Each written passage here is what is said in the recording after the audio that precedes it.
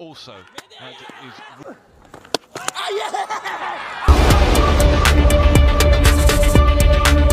চোখ ধাঁধানো বোলিং শেখ মেহেদীর সঙ্গে বুদ্ধিদীপ্ত রান আউট। ফাইনালের টিকিট পেতে তার করা প্রথম 5 বলের মধ্যেই রংপুর পায় 3 উইকেটের দেখা। তার আগে 169 স্ট্রাইক রেটে সৌম্য সরকারের ক্যামিও, 192 স্ট্রাইক রেটে সাইফের অপরাজিত 27 রান। সব মিলে বাংলাদেশিদের দুর্দান্ত পারফরম্যান্সে লাহোরকে হারিয়ে ফাইনালে রংপুর। শুক্রবার ভোরে গ্লোবাল সুপার লিগের ফাইনালে ওঠার লড়াইয়ে রংপুর রাইডার্স মুখোমুখি হয় লাহোর কালান্দার্সের। টস জিতে আগে ব্যাটিংয়ের সিদ্ধান্ত নেন রংপুর অধিনায়ক নুরুল হাসান সোহান। বৃষ্টি বিঘ্নিত দিনে নির্ধারিত সময়ের প্রায় 1 ঘন্টা পর শুরু হয় খেলা। শুরু থেকেই মারমুখী ভূমিকা নেন রংপুরের 2 ওপেনার সৌম্য সরকার ও স্টিভেন টেলর। চোখ ধাঁধানো ছক্কায় ভক্তদের মাতান সৌম্য, সাথে প্রথম 12 বলের মধ্যেই হাঁকান আরো 3টা বাউন্ডারি। সৌম্যর মতো একই স্টাইলে ব্যাটিং করতে থাকেন টেলরও।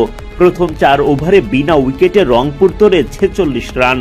তখন আবারও হানা দেয় বৃষ্টি, বন্ধ করতে হয় খেলা।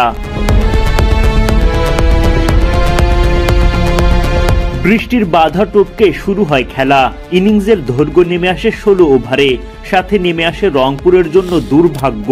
দারুণ ব্যাটিং করতে থাকা ওপেনার সৌম্য সরকার বোল্ড হয়ে নেন বিদায়।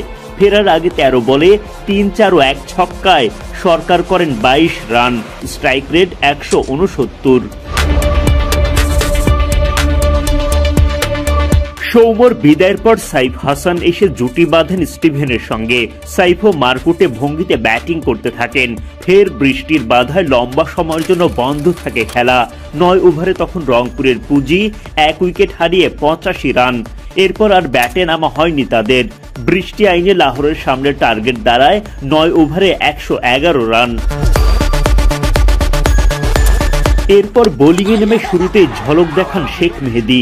ওভারের 3 নম্বর বলে বুদ্ধিদীপ্ত কৌশলে রান আউট করেন অ্যাডাম রসিংটনকে। পরের বলে বোকা বানান লুক ওয়েলসকে। ওদিকে বিদ্যুৎ গতিতে স্টাম্পিং সম্পন্ন করেন সোহান। পঞ্চম বলে মোহাম্মদ ফাইজান বোল্ড। প্রথম ওভারে মাত্র 1 রান খরচায় 2 উইকেট শিকার ও 1 রান আউটে দলকে ফাইনালের পথ দেখান মেহেদী। নিজের দ্বিতীয় ওভারেও এসে উইকেটের দেখা পান শেখ মেহেদী। সেখানে দারুণ একটা ক্যাচ লুফে নেন রিশাদ হোসেন। এরপর টম আবেল আর মির্জা তাহির বেগ লড়াই করে ভয় দেখান রংপুরকে। তবে জ্যাক চ্যাপেল তোলেন আবেলের উইকেটটা। শেষ 12 বলে 42 রান দরকার হয় লাহোরের। প্রাণপণ চেষ্টা চালিয়েও সেটা করতে পারেননি তারা। এদিকে নেট রান রেট বাড়িয়ে স্বপ্নের ফাইনালে রংপুর রাইডার্স।